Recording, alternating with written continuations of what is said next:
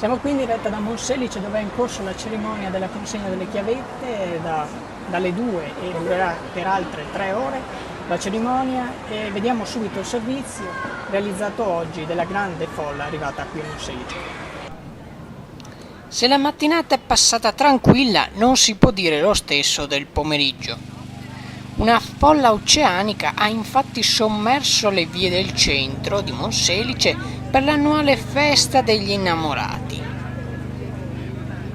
Code lunghissime presso la chiesa di San Giorgio, dove riposano le spoglie di San Valentino e dove era possibile ritirare le chiavette benedette.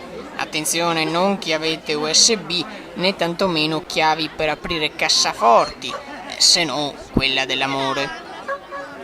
Varie le altre iniziative, dai mercatini ai giochi gonfiabili per i bambini fino alla musica live.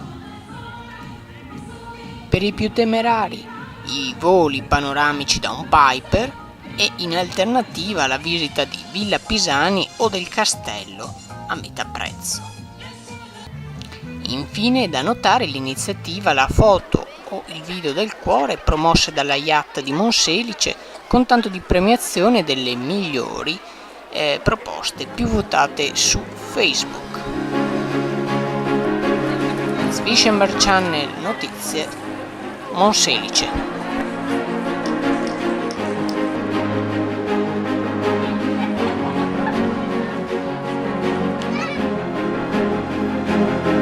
Sì, noi saremo qui fino a sera e adesso il servizio da Montegrotto, da Monselice è tutto, grazie per averci seguito.